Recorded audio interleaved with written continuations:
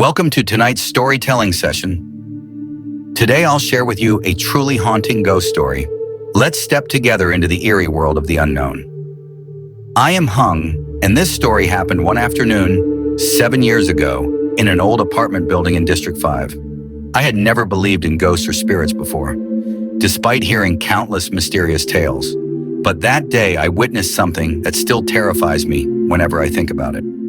Koa, my best friend, worked as a repairman for electrical and plumbing services. He would go wherever he was needed. That day, he invited me for coffee after finishing a job at that old apartment. Before leaving, he called me. "Hey, I've got a plumbing job at apartment X. Want to come with me?" There's something strange about this place. I laughed and teased him for being a scaredy cat. "You're in this line of work and still scared? Fine, I'm free anyway. Let's see if this place is haunted or not." And so, I tagged along with Koa. The apartment was located deep within a narrow alley. From the outside, it looked almost abandoned, with a cold, eerie vibe. Several windows were adorned with talismans, which immediately gave me an uneasy feeling. But curiosity got the better of me, so we entered the building. When we reached the 4th floor, the hallway was long, dark, and nearly deserted. Only a few residents still lived there. The unit we were headed to was 404, but before we arrived, something happened that left both Koa and me frozen. At the end of the staircase, we spotted a little girl sitting on the floor. She was wearing a red dress, her long hair covering most of her face. I remember vividly that she seemed to be murmuring something to herself. Koa called out softly, "Hey kid, why are you sitting here all alone?" The girl slowly turned her head toward us. Her eyes were pitch black, hollow, and deep set.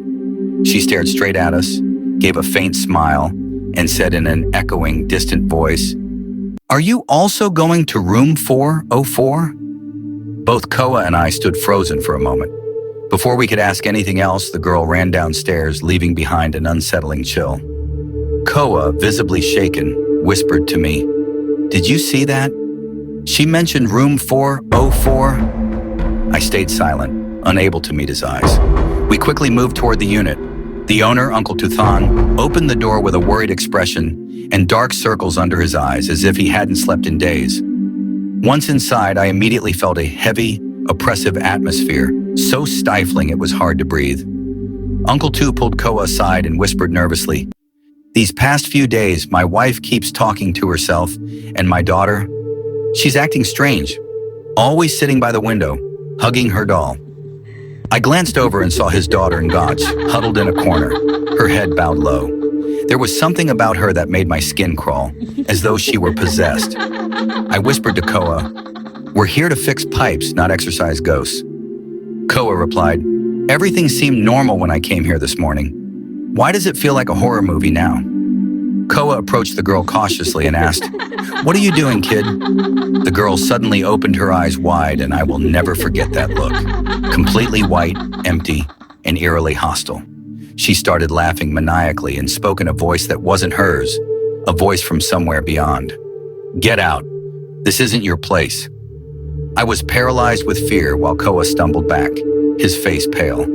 Uncle Tu rushed over to hold his daughter, but she kept muttering incomprehensible things.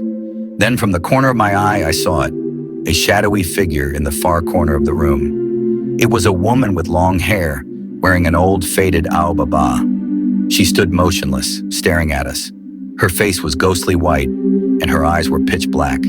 She spoke in a low, chilling voice. "Leave. This is my house."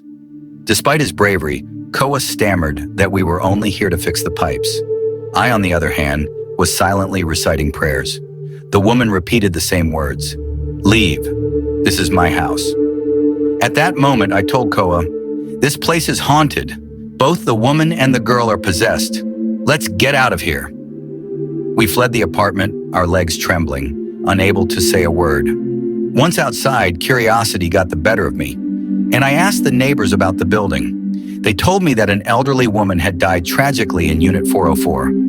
No one had discovered her body for weeks, and her restless spirit lingered, unable to move on. Hearing this, Koa and I finally understood what had happened. Years have passed, but neither of us ever talks about that day. We've come to realize that some things in this world cannot be explained. They exist, hidden in the shadows of life, and once you encounter them, they'll stay with you forever. Thank you for listening to tonight's story. Don't forget to follow the channel so you won't miss more thrilling ghost tales. Have a peaceful night.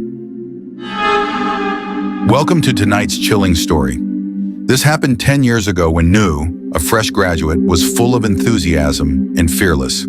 She had to rent a small house in Bien Hoa, located near a desolate area far from crowded neighborhoods.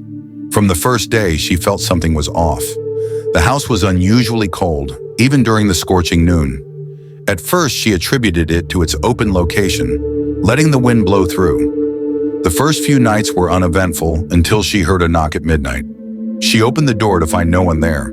Night after night, she heard knocking, laughter, or a faint voice calling her name. One night, she woke up to a loud noise from the bathroom. She found a chair turned towards the window.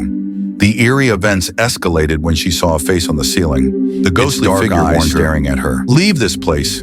You don't belong here." Terrified, she ran but encountered a demonic face, grinning with sharp teeth, before blacking out. The next morning, she woke on the floor with scratches on the ground and the front door wide open. Unable to stay, she moved out immediately and shared her story with a neighbor. The neighbor revealed the house's dark history.